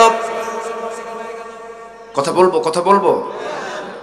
10 বছর বয়স হয়ে গেল। একদিন ফেরাউন আনুষ্ঠানিকভাবে ঘোষণা করল, আমি সবচেয়ে বড় রব। জনগণ বলল, আপনি যদি রব হন তাহলে একটা শর্ত আছে, কি? আমাদের কিছু খাওয়া দেন, আমাদের কিছু কি খাওয়া দেন। ফেরাউন বলল, ঠিক আছে, 3000 ছাগল স্পেশালি তোমাদেরকে খাওয়াবো আমি। 3000 নেতৃবৃন্দকে দাওয়াত দেওয়া হলো, সবার জন্য একটা করে ছাগল। ফেরাউনের সামনে একটা ছাগল নিয়ে বসে আছে, ফ্রাই করা ছাগল। এবার পাশে মুসা আলাইহিস সালাম তিনিও বসে আছেন, পাশের চেয়ারে বসে আছেন, সামনে একটা ছাগল। মুসা আলাইহিস সালাম যখন শুনতে পেলেন ফেরাউন সবচাইতে বড় রব, কিন্তু সামনে ছাগল নিয়ে বসে আছে, মুসা মনে মনে চিন্তা করতেছেন, এমন রব যে রব ছাগল নিয়ে বসে থাকে। কি কথা বোঝেন নাই? আমার রব, তার খাওয়ার প্রয়োজন হয় না, তিনি কে? আসতে বলবেন না, তিনি কে? তিনি তো আমার আল্লাহ তাআলা। ফেরাউন সামনে বসে আছে। এবার জনগণ বলতেছে, আমাদের রব, আপনি খাওয়া শুরু করুন। ফেরাউন বলছে, না, আমি আগে খাবো না, আমার পালিত পুত্র আগে খাবে। হে যুবক, তুমি খাও, হে ছোট্ট বাচ্চা, তুমি খাওয়া শুরু করো। মুসা আলাইহিস সালাম যখন তার বরকতি হাতটা যখন ওই ছোট্ট ছাগল, যেটা ভাজা ছাগল, তার কানের মধ্যে নখ ঢুকাইয়া টান মেরে খাবেন, এমন সময় হলো কি, সেই ছাগলটার, ভাজা ছাগলটার কান ধরে টান মেরেছেন। টানছেন ভাজা ছাগল, টান মারার সঙ্গে সঙ্গে হয়ে গেছে তাজা ছাগল। ছাগল যখন তাজা হয়ে মারছে দৌড়, সঙ্গে সঙ্গে 3000 ছাগল মারছে দৌড়। এখন সব ছাগল তাজা হয়ে যখন দৌড় মারছে, সঙ্গে সঙ্গে ফেরাউনকে জনগণ বলে, ফেরাউন, তুমি আমাদের কিসের রব? তুমি দিলা ভাজা ছাগল, তোমার সন্তান করলো তাজা ছাগল। আল্লাহু আকবার বলেন। মুসা আলাইহিস সালামের তো কোনো ক্ষমতা নাই এটা। মুসা আলাইহিস সালাম এই দৃশ্য দেখলেন, সেই জায়গা থেকে কোনো মতে আড়ালে সেই জায়গা থেকে বের হয়ে আসলেন। বের হয়ে সোজা আসিয়ার করে গিয়ে বলছেন, উপায় তো নাই, কাম তো সারছে, কি হয়েছে? কিছুক্ষণ আগে বসছিলাম ছাগল নিয়ে খাইতে, কিন্তু ছাগলটার কান ধরে টান দিয়েছে, ছাগল হয়েছে তাজা, সব ছাগল নিয়ে মারছে দৌড়। এখন কি করা যায়? এবার ফেরাউন আস্তে আস্তে সে বলতেছে, হে আমার স্ত্রী আসিয়া, আমি বলছি না এটা মূসা, কোন সন্দেহ নাই, আমি দিছি ভাজা ছাগল, ও করছে তাজা, ওকে আমি মেরে ফেলবো, আমি ওকে বাঁচাবো না। আসিয়া বলছেন, আমার স্বামী গো, আমি আপনাকে একটা প্রশ্ন করব, আপনিও তো একদিন মরে যাবেন, আমি একদিন মরে যাব। এই সন্তানটার হাতের বরকত যদি এমনটা হয়, একটা মৃত ছাগলের কানে হাত দিলে তাজা হয়ে যায়, এই সন্তানটা অন্তত একদিন আমাদেরও তো উপকারে আসবে। আপনি ফেরাউন যখন দুনিয়া থেকে বিদায় হয়ে যাবেন, মরা লাশ হয়ে পড়ে থাকবেন, এই সন্তানটা আপনার মরা কান ধরে টান দেবে, আপনিও তাজা হবেন। কি কথা কি বুঝতেছেন? ফেরাউন কয়, তাই তো ওর তো বাঁচা দরকার আছে। আল্লাহকে, ঠিক আছে, সাইজ করবো তোরে সুবিধা মতো সময়ে। আল্লাহু আকবার বলেন।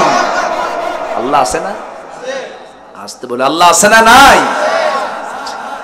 25 বছর বয়স হয়ে গেল, টকবকে যৌবন, তার যৌবনে পদার্পণ করেছেন। খুব রাগী মানুষ ছিলেন, তোতলা মানুষ ছিলেন, খুব দামি নবী ছিলেন। আল্লাহ তাআলা এই কোরআনের সবচেয়ে যে নবীর নাম বেশি নিয়েছেন সেই নবীর নাম কি বলেন? মুসার নামটা বেশি নিয়েছেন। আমার নবীজি বলেন, সহিহ হাদিসের বর্ণনা, হাসরের ময়দানে কিয়ামতের দিন সবাই অজ্ঞান হবে। হাসরের ময়দানে সবার সেন্সলেস থেকে সেন্স যখন ফিরে পাবে, এই কিয়ামতের দিন যখন মানুষ অজ্ঞান হয়ে পড়বে, সবার আগে সেন্স ফিরবে আমি নবী, আমার রাসূল বলেন আমার সেন্সটা সবার আগে ফিরবে। আমি হুঁশটা ফিরে পাওয়ার পরে দেখব আমার ভাই মুসা আল্লাহর আরশটা ধরে আছে। মানে উনি বুঝাচ্ছেন যে আমার মুসা, আমার ভাই মুসা মনে হয় আগে সেন্স ফিরে পাইছে। আল্লাহু আকবার বলে। খুব দামি নবী ছিলেন মুসা আলাইহিস সালাতু ওয়াস সালাম, খুব রাগী নবী।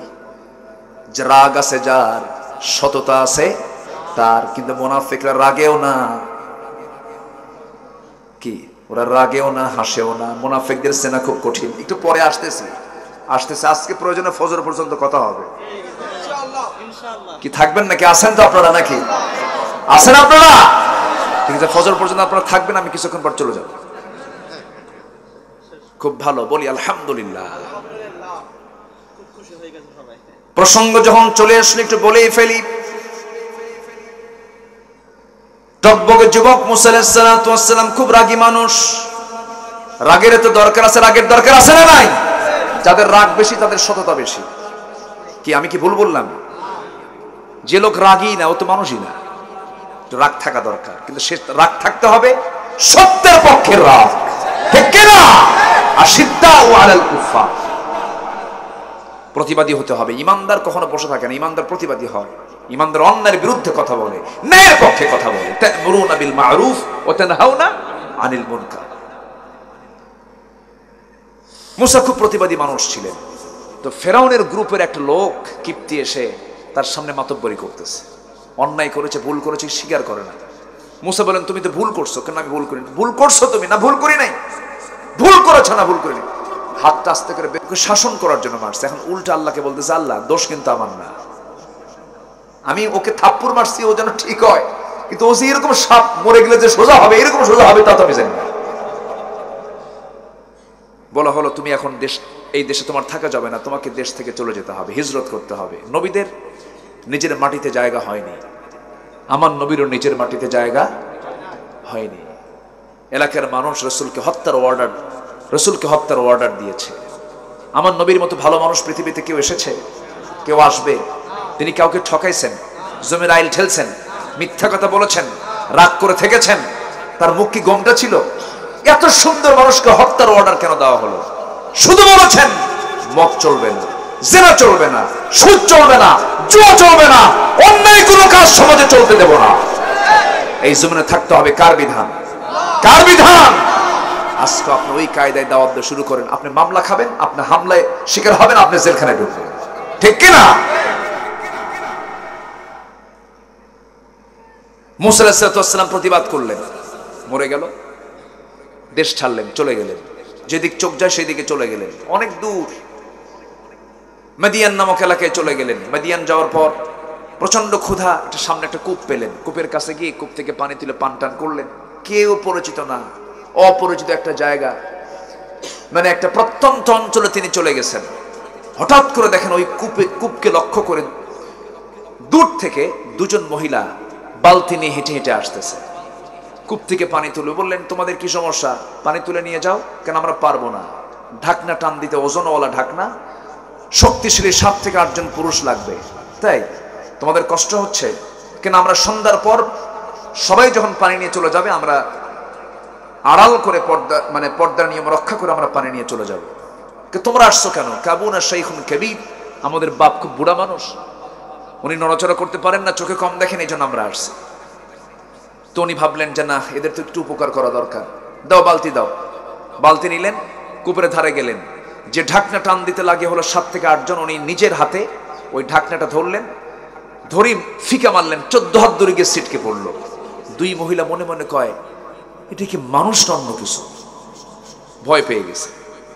কারণ মানুষের শক্তিতে এত হওয়ার কথা না, কিন্তু আল্লাহ তাআলা মানুষের মধ্যে নবীদের শক্তি কম দিয়েছেন না বেশি দিয়েছেন? নবীদের আল্লাহ তাআলা এক্সট্রা 3টে করে গুণ দিয়েছেন। একটা হলো উন্নত চরিত্র, হসনে খুলক, নাম্বার 2 হলো সুন্দর চেহারা, আর নাম্বার 3 হলো দৈহিক শক্তি। আল্লাহ তাআলা আমার নবীকে দিয়েছেন 100 জন জান্নাতি পুরুষের শক্তি। জোরে বলে সুবহানাল্লাহ। কয়শো জন? 100 জন। তো এরপরে কূপ থেকে পানি তুলে দিয়ে বললেন সোজা বাড়ির দিকে চলে যাও। তো সূর্য ডোবার আগেই চলে গেছে বাড়িতে। বাঁ পেটা মাথায় নিয়ে বলতেছে, বৃদ্ধ পিতা তার মেয়েদেরকে বলতেছে প্রত্যেক দিন আনতে সময় লাগে, আজকে এত তাড়াতাড়ি আসার কারণটা কি? বলতেছে আব্বা, একজন যুবককে দেখতে পেলাম, ইন্নাহু কবিয়্যুন আজিজ, খুব শক্তিশালী যুবক, খুব পাওয়ারফুল যুবক। ঢাকনায় হাত দিল আর ঢাকনা ছিটকে পড়ে গেল। বৃদ্ধ লোকটা বলতেছে, আমার মেয়ে, বড় মেয়ে, তুমি আগামী কালকে যাবে, আমার সালামটা জানাবে, ওই যুবককে বলবে সে যেন আমার সঙ্গে সাক্ষাৎ করার জন্য আমার বাড়ি পর্যন্ত আসে, আমি তাকে দাওয়াত দিয়ে দিলাম। পরের দিন চলে গেছেন, গিয়ে বলতেছেন, হে যুবক, আব্বাজান তো বড় অসুস্থ মানুষ, চোখে কম দেখেন, বুড়া হয়ে গেছেন, আব্বাজান আপনাকে সালাম দিয়ে দাওয়াত দিয়েছেন আমাদের বাড়িতে, আপনি কি যাবেন নাকি? মুসা আলাইহিস সালাম মনে মনে চিন্তা করলেন, এই জনপদে কেউ আমার পরিচিত নয়, আমি কাউকে চিনি না, যদি একটু পরিচয় হয় আমার তো ভালোই হয়। এবার তিনি বলছেন, আমি তো যাব, কিন্তু বাড়ি ঘর তো চিনি না। কিন্তু এবার জবাবে ওই মেয়েটা বলতেছে, আপনার চেনার জন্য কোনো টেনশন করা লাগবে না, আমি সামনে সামনে চলবো, আপনি আমার পিছে পিছে আসবেন, আমি আপনাকে চেনায় চেনা আমার বাড়িতে, আমাদের বাড়ির দিকে নিয়ে যাব। মুসার মেজাজ গরম হয়ে গেছে। মুসা আলাইহিস সালাম বলতেছেন যে, তুমি মহিলা, তুমি আমাকে নিয়ে যাবা, আমি পুরুষ, তোমার পিছে থাকবো, তুমি কি মনে করতেছ আমি যুবক, এরকম যুবক যে একজন নারীর পিছে পিছে আমি হেঁটে হেঁটে যাব? আমি তো এরকম না।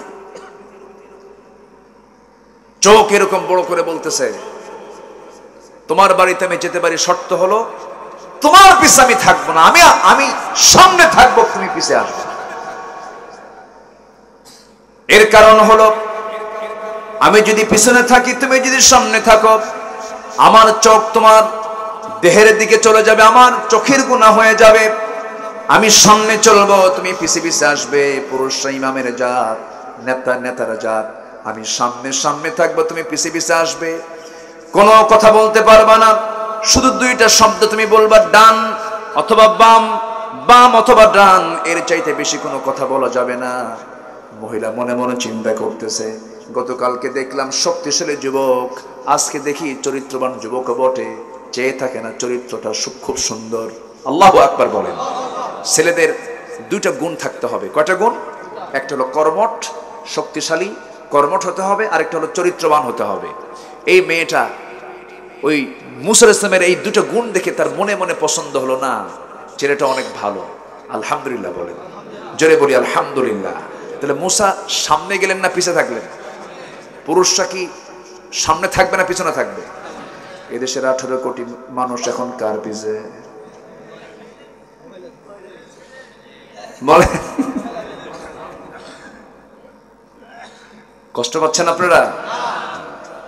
মেরে দিলাম কিন্তু। মুসা আলাইহিস সালাম সামনে সামনে চললেন, চিনায়ে দেওয়া হলো, বাড়ি পর্যন্ত পৌঁছে গেলেন। বাড়ি পর্যন্ত পৌঁছার সঙ্গে সঙ্গে সালাম বিনিময় হলো মুরব্বীর সাথে। বুড়া মানুষটাকে তিনি সালাম দিয়ে ফেললেন। সালাম দেওয়ার সঙ্গে সঙ্গে পাল্টা জবাব দিয়ে এবার বুড়া লোকটা বলতেছে, যুবক, তোমার নাম তো মুসা।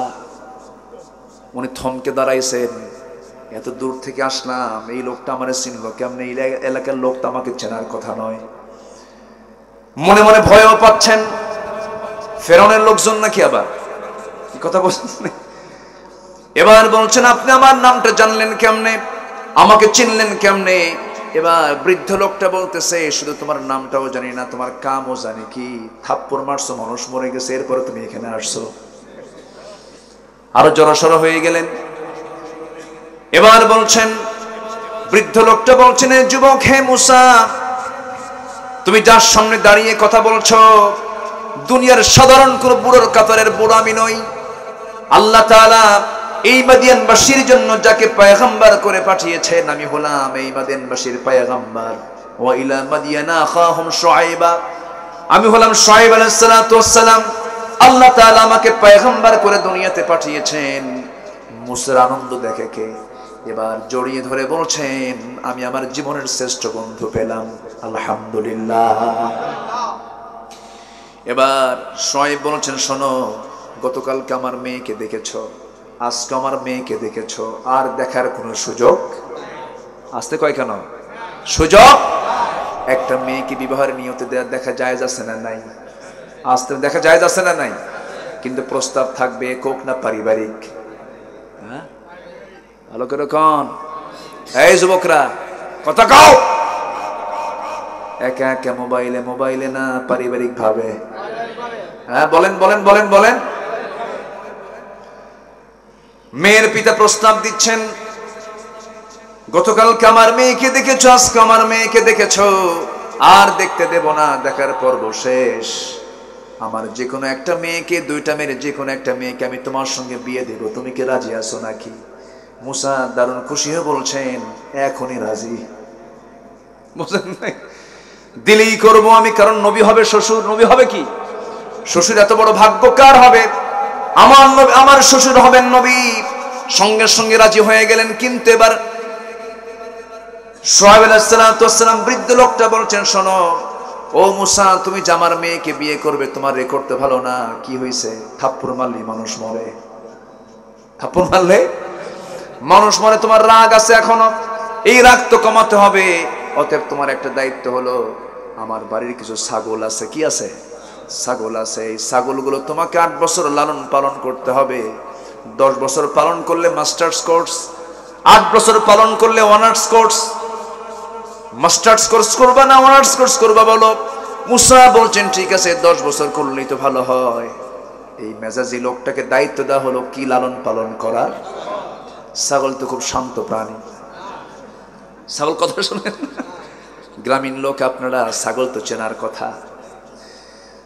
যত প্রাণী আছে এর মধ্যে সবচেয়ে ছাগল হলো একটা অন্যরকম প্রাণী। ছাগলের গলায় দড়ি বেঁধেছেন, কিন্তু ছাগল যদি একবার রাগ করে ব্রেক মারে, ব্রেক মারা বোঝেন তো, একবার যদি ব্রেক মারে, সামনের 2 ঠ্যাং যদি জমিনে যদি গেড়ে দেয়, আপনার দড়ি ছিঁড়ে যাবে, আপনিও চলে যাবেন, মাগার ছাগল নড়বে না। তুই যা, আমি যাব না। কি কথা বোঝা গেল? কি এই ছাগল পালার দায়িত্ব দেওয়া হলো তাকে 10 বছর।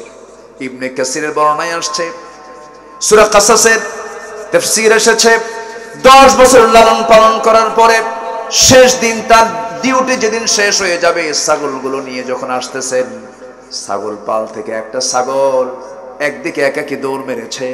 একাকি দৌড় মারতে নিয়ে মুসার কাছে মেজাজ খারাপ হইয়া পিছনে উনিও দৌড় মারলেন। ছাগলটাও বিক্ষিপ্ত হয়ে দৌড় মারছে। ছাগলও দৌড়ায়, মুসাও দৌড়ান। শেষ পর্যন্ত নবীর সঙ্গে তো পারবে না, ছাগলটাকে খপ করে ধরে ফেলেছেন।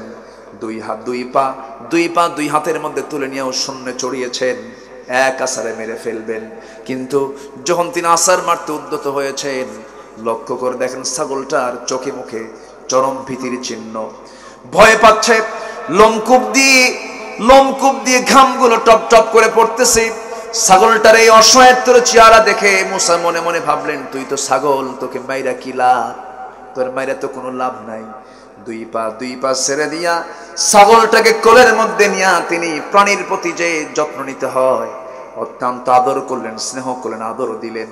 আল্লাহ বলছেন, মুসা তোমার রাগ কমে গেছে, আমি আল্লাহ তোমাকে এখন নবুয়ত দিয়ে দিলাম। জোরে কোন সুবহানাল্লাহ, জোরে বলে সুবহানাল্লাহ। নবুয়ত পেয়ে গেলেন। আল্লাহ বলছেন, মুসা এখন ফেরাউনের কাছে যাও। কার কাছে? ফেরাউনের কাছে যাও। আল্লাহ বলে, আল্লাহ যাবো, আমার তো জিহ্বাই ঠিক নাই। কি ঠিক নাই? জিহ্বাই তো আমার ঠিক নাই। আমি যা কই বলতে সময় লেগে যায়। আমার জিহ্বা তুমি আল্লাহ খাটো করে দিয়েছো, কথা বলতে আমার তো করতে করতে কাম সারা। আল্লাহ বলছেন, দোয়া করো, দোয়া শিখো। রব্বিশরাহ লি সাদরি ওয়া ইয়াসসির লি আমরি ওয়াহলুল উকদাতাম মিন লিসানি ইয়াফকাহু কওলি। এই দোয়াটা মুসার দোয়া। কার দোয়া? মুসার দোয়া। রব্বিশরাহ লি সাদরি, আমার বক্ষটা প্রশস্ত করে দাও। ওয়াসসির লি আমরি, আমার সকল কাজকে সহজ করে দাও। ওয়াহলুল উকদাতাম মিন লিসানি, আমার জিহ্বার যত জড়তা সব দূর করে দাও, যেন আমার কথাগুলো তারা বুঝতে পারে। এবার বলছেন আল্লাহ যাচ্ছি চলে, কিন্তু আমার কথা তো ডাইরেক্ট। আল্লাহ বলছেন না না মুসা, মানুষকে কালিমার দাওয়াত দিতে গেলে নরম সুরে কালিমার দাওয়াত দিবা, মিষ্টি করে কালিমার দাওয়াত দিবা। বলছে আল্লাহ আমার কথা তো ডাইরেক্ট হয়, তবে আমার ভাই হারুন আমার চাইতে বড়, কিন্তু সে সুন্দর করে কথা বলতে পারে। হুয়া আফসাহু মিন্নি, হুয়া আফসাহু মিন্নি, সে আমার চাইতে সুন্দর করে কথা বলে। সঙ্গে সঙ্গে আল্লাহ বলছেন মুসা রে, আমি তোকে খুব ভালোবাসি রে মুসা, তোর মুখে যখন তোর ভাই হারুনের প্রশংসা শুনলাম, যা তোর শ্বশুরকে নবী বানাইছি, তোর ভাইকেও আমি আল্লাহ নবী বানাইয়া দিলাম। মুসা এমন নবী, তার পরিবারের 60 জন নবী। আল্লাহু আকবার বলেন। ভাই নবী, শ্বশুর নবী, ভাগিনা নবী। আল্লাহু আকবার। নবী পরিবার, কি পরিবার? নবী পরিবার। ভাই হারুনকে সঙ্গে করে নিয়ে চলে গেলেন কার কাছে? বলেন কার কাছে? এবার বীরের বেশে হাজির হয়েছেন সামনে। ইযহাব ইলা ফিরআউনা ইন্নাহু তাগা। ফেরাউনকে আল্লাহ বলছেন নরম সুরে কালিমার দাওয়াত দিবা। তিনি সামনে গিয়ে দাঁড়াইছেন, দাঁড়ায় বলছে ফেরাউন এইদিকে আয়। কি কথা বুঝতেছেন কি? এক ধমক মারছেন। ফেরাউন বলে কে? আমি মুসা, কালিমার দাওয়াত দিতে এসেছি, এক আল্লাহর দাসত্ব করো। তোমার সঙ্গে এটাকে কামার ভাই হারুন, সে আল্লাহর নবী। ফেরাউনকে তোর আল্লাহর কাজ নাই কাম নাই, একই করে 2 নবী পাঠাইছে না? কি কথা কি বুঝতেছেন আপনারা? এই কথা বলা মাত্রই হাতের লাঠি খাড়া করছেন উনি, হাতের লাঠি সোজা করেছেন। ফেরাউনকে মোকাবেলা করার জন্য মেজাজের দরকার আছে না নাই? আসতে বলবেন না, আছে না নাই? ফেরাউনকে মোকাবেলা করার জন্য লাঠির দরকার আছে না নাই? আজকের সমাজেও ফেরাউনদের চরিত্রে কিছু লোক আছে না নাই? মুসার শক্ত হাতে লাঠি দিয়া 90 ফেরাউনদের মোকাবেলা করতে হবে মুসলমান। মুসা এই শিক্ষায় শিখিয়েছেন আমাদেরকে। বাতিলকে আমরা কখনো পরোয়া করব না। আমরা পরোয়া করি কাকে? আমরা একমাত্র সম্মান করি কাকে? একমাত্র ভয় করি কাকে? একমাত্র আইন মানবো কার? একমাত্র বিধান মানবো কার? আল্লাহ কবুল করুন। জোরে বলি আমিন, আরো জোরে আমিন। সেই ফেরাউনকে আল্লাহ তাআলা মেরেছেন কিসে? কিসে মেরেছেন বলেন? নমরুদকে মারছেন কিসে? মশা। দেখেন কি আল্লাহর খেলা না? ফেরাউনকে মারলেন কিসে? পানিতে। ওয়াগরাকনা আলা ফিরআউন। আল্লাহ তাআলা ফেরাউনের 14 গোষ্ঠীকে একদম পানির মধ্যে চুবায়া মেরেছেন, নাকানি সুবানি খাওয়ায়া, পেট পটকা মাছের মতো বড় বানায়া দুনিয়া থেকে বিদায় করে দিয়েছেন। নমরুদকে আল্লাহ তাআলা খতম করেছেন কি দিয়া? আসতে বলবেন না কি দিয়া? মশা দিয়ে। সে আল্লাহ এখনো আছে না নাই? আসতে বলবেন না, আছে না নাই? ইমানদারকে শক্তিশালী ইমান এনে বাতিলদের মোকাবেলা করতে হবে। সাহায্য করবেন কে? আসতে সাহায্য করবেন কে? মুনাফিক হওয়া যাবে না। মুনাফিকরা সত্য কথা কয় না মিথ্যা কথা বলে? আমরা কি মিথ্যা কথা বলবো? 12টা পার হয়ে গেল, আলোচনা চলো চলো। হুজুর মরু, হুজুর বাচক বলি নাকি? হুজুর বাচক না? আয়াত বাড়বে। খুব সুন্দর বলি আলহামদুলিল্লাহ। এলাকার নাম কি? মগনামা। খুব ফেমাস এলাকা। এরপরই তো কুতুবদিয়া না? গিয়েছিলাম সেদিন। কুতুবদিয়ার সব মানুষ মাহফিলে আসছে। ভাবলাম কুতুবদিয়া কোনো লোক পাবো না, কিন্তু কুতুবদিয়া যায় দেখি যত কুতুবদিয়ার মানুষ, আমার তো মনে হয় নারী পুরুষ মিলে 40 থেকে 50 হাজার মানুষ হবে। আমি শেষ কোথায় খুঁজে পাইনি। সব মানুষ মাহফিলে চলে আসছে। দ্বীপের মানুষগুলো ইসলাম প্রিয় বেশি হয় আলহামদুলিল্লাহ। আমি গিয়েছি কুতুবদিয়া, সন্দ্বীপ, হাতিয়া, মনপুরা, ভোলা, যেগুলো দ্বীপ অঞ্চলগুলো আমি গিয়েছি, তারা একটু ইসলাম প্রিয় অন্য জায়গার চাইতে বেশি হয় আলহামদুলিল্লাহ। আপনারা অনেক ভালো মানুষ আলহামদুলিল্লাহ। তো রাত তো অনেক হয়ে গেল, এখন কি করি বলেন? আর একটু চালাবো আর একটু? জি। আমরা কি ফাসেক, কাফির, মুশরিক, জালিম এগুলোর কাতারে যাব? মুনাফিকের কাতারে যাব? আমরা ইমানদারের কাতারে যাব। কিসের কাতারে যাব? ইমানদারের কাতারে। তাহলে জিকির করব কার? আসতে বলবেন, জিকির করব কার? মুনাফিকরা চরম জঘন্য, মারাত্মক। আল্লাহ তাআলা মুনাফিকদের শাস্তি দিবেন সবচেয়ে কম না বেশি? এবং রাসূলকে আল্লাহ তাআলা অর্ডার দিয়েছেন, জাহিদিল কুফার ওয়াল মুনাফিকিন ওয়াগলুদ আলাইহিম, শক্ত হবেন মুনাফিকদের ব্যাপারে, কোনো আপোষ করা যাবে না। মুনাফিকরা বড় ভয়ঙ্কর। মুনাফিকদের চরিত্র হলো চারটা। বলেন কয়টা? এই চারটা যেন আমাদের মধ্যে না আসে, জোরে বলি ইনশাআল্লাহ। নাম্বার 1, আল্লাহু ইয়াশহাদু ইন্নাল মুনাফিকিনা লাকাযিবুন। আল্লাহ নিজে সাক্ষ্য দিচ্ছেন মুনাফিকরা সবচেয়ে বড় মিথ্যুক। মুনাফিকরা কি? মিথ্যুক। নাম্বার 2, ওয়াইদা ওয়াদা আখলাফ, ওয়াদা করলে ভঙ্গ করে। ওয়াইদা তুমিনা খান, আমানত রাখলে আমানতের খেয়ানত করে। আমানতের খেয়ানত করে। যখন সারতে না পারে তখন মুখ থেকে বেফাস কথাবার্তা বলে, মার নাম ধরে গালি দেয়, বাবার নাম ধরে গালি দেয়। এমন লোক বাংলার জমিনে খুঁজে পাওয়া যাবে না। আছে নাকি? ওমরে ফারুকের নাম তো আমরা সবাই শুনেছি। কয় নাম্বার খলিফা? কয় নাম্বার খলিফা? অনেকদিন আগে এক মাহফিলে বললাম, ওমরে ফারুককে কে চেনেন?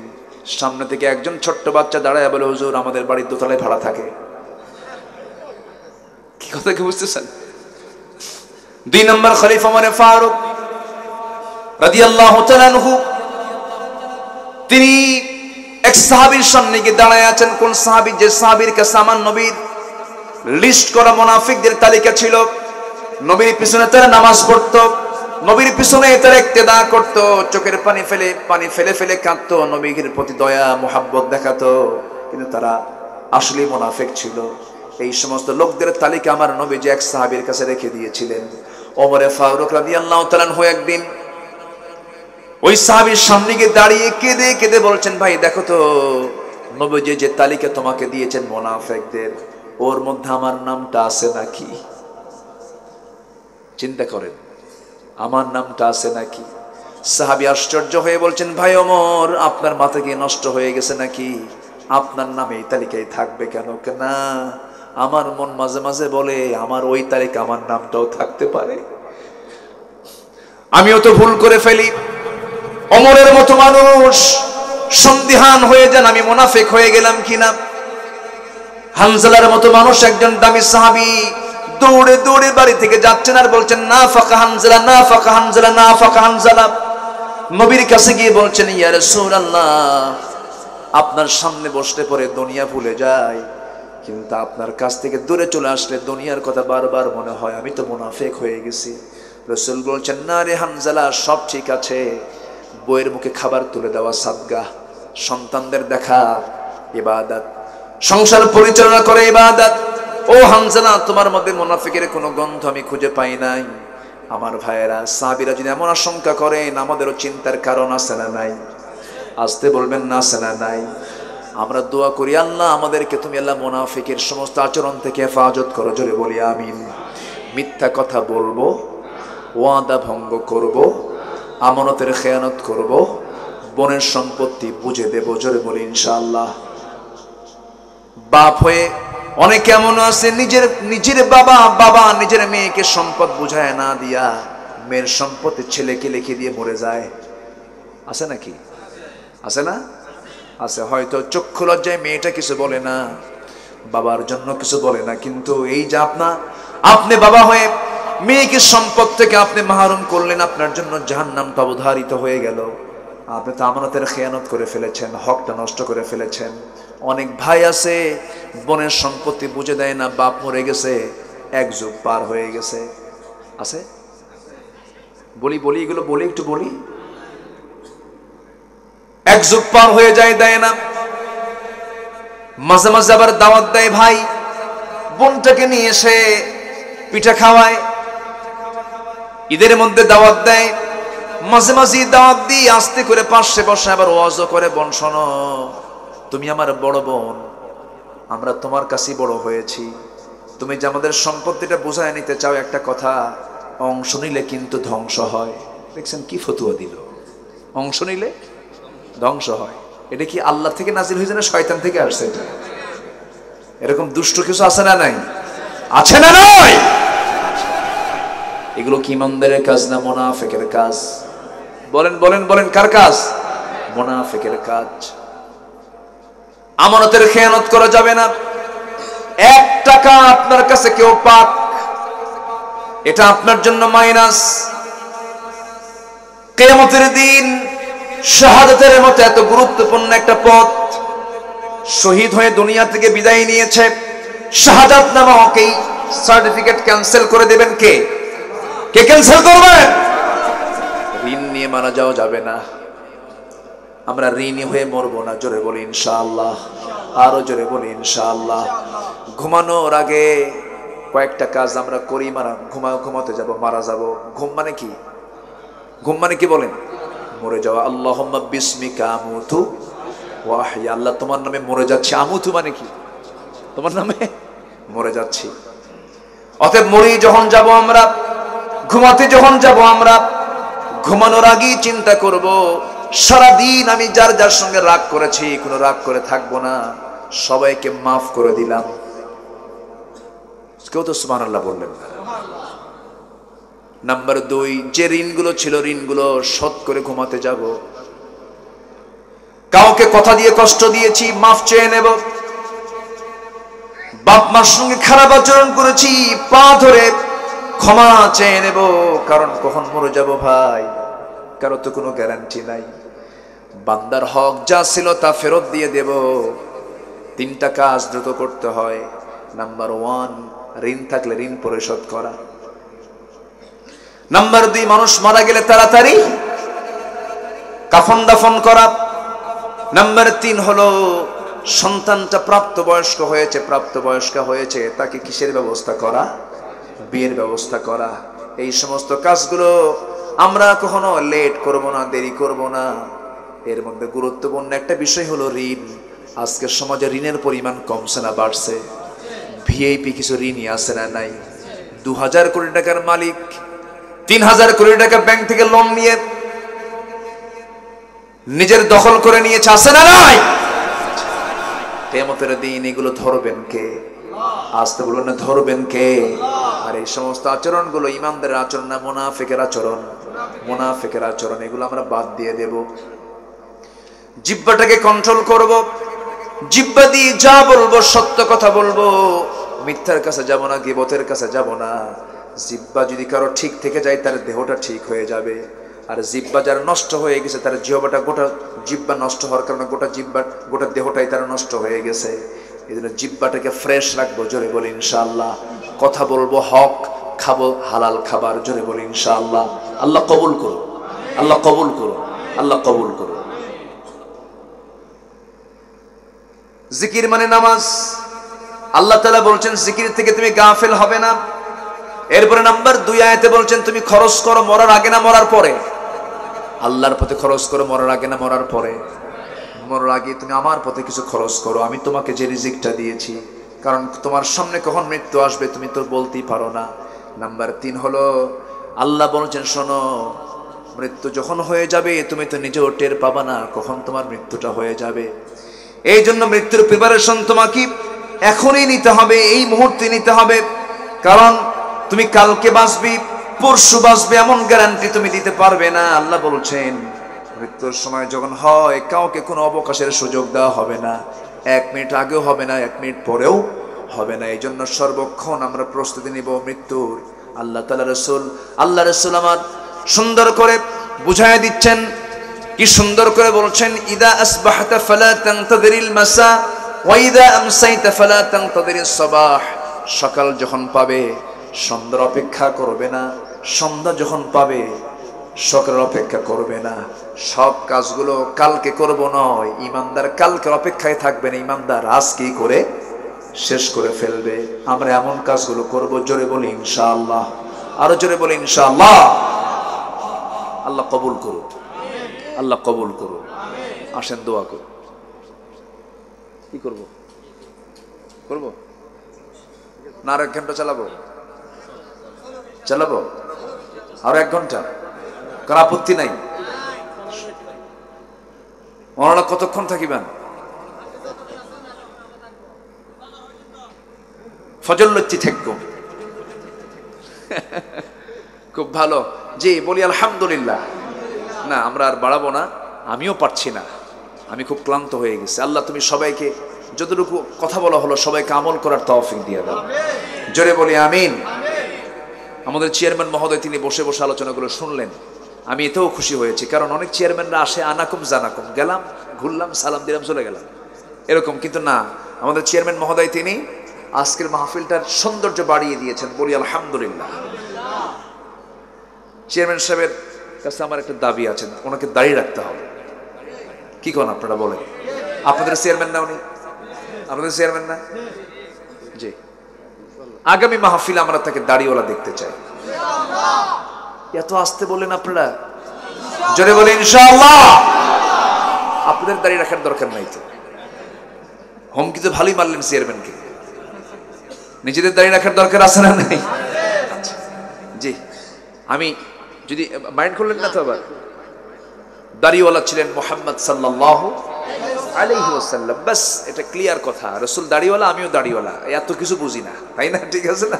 রাসূল দাড়িওয়ালা, আমিও দাড়িওয়ালা। আল্লাহ তুমি সবাইকে দ্বীনের বিধানগুলো মেনে চলার তৌফিক দিয়ে দাও।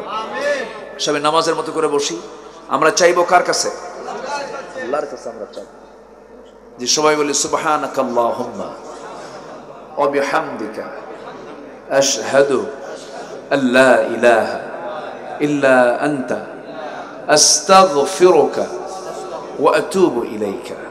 চিৎকার মেরে বলি, ইয়া আল্লাহ, আমার জীবনের সগীরা কবীরা, ছোট বড় সব গুনাহ তুমি আল্লাহ মাফ করে দাও, মাফ করে দাও। জোরে বলুন ইয়া রাব্বাল আলামিন।